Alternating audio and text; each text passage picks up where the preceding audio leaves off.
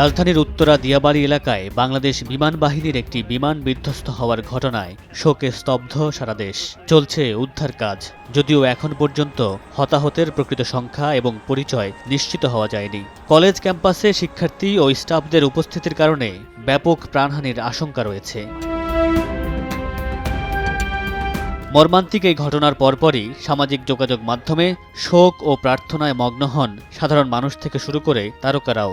আহতদের অনেককেই এরই মধ্যে বার্ন ইউনিট এবং নিকটস্থ হাসপাতালে নেওয়া হয়েছে। অভিনেতা তৌসিফ মাহবুব রক্তদানে এগিয়ে আসার অনুরোধ জানিয়ে লিখেছেন, যারা উত্তরার আশেপাশে আছেন, রক্ত দিতে পারবেন, তারা আশেপাশের হাসপাতালে চলে যান। অভিনেত্রী মাহিয়া মাহি লিখেছেন, সব বাচ্চাগুলোর মধ্যে আমি আমার ফারিসকে দেখতে পাচ্ছি শুধু। আল্লাহ তুমি ওদের কষ্ট দিও না। মেহজাবিন চৌধুরী লিখেছেন, উত্তরার দিয়াবাড়িতে ভয়াবহ বিমান দুর্ঘটনায় আমি অত্যন্ত মর্মাহত এবং বিস্মিত। সবার জন্য প্রার্থনা করছি।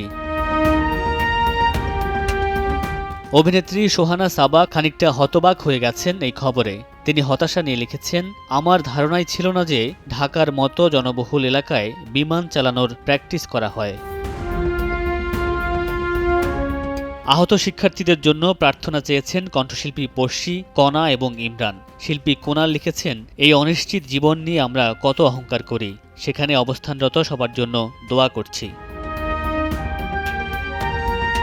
কণ্ঠশিল্পী কনক চাপা শোক প্রকাশ করে লিখেছেন, স্কুলের শিক্ষার্থী, অভিভাবক, শিক্ষক, কর্মকর্তা, কর্মচারী, পথচারী এবং বিমানের সাথে সংশ্লিষ্ট পাইলট ও সম্পৃক্ত সকলের জন্য আন্তরিক সমবেদনা ও সহমর্মিতা জানাচ্ছি। আহতদের দ্রুত সুস্থতা কামনা করছি।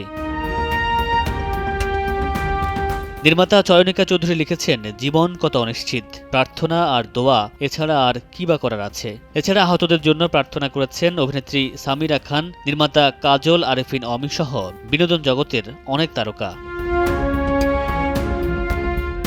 মামুনুর রশিদ পনেল, সময় সংবাদ, ঢাকা।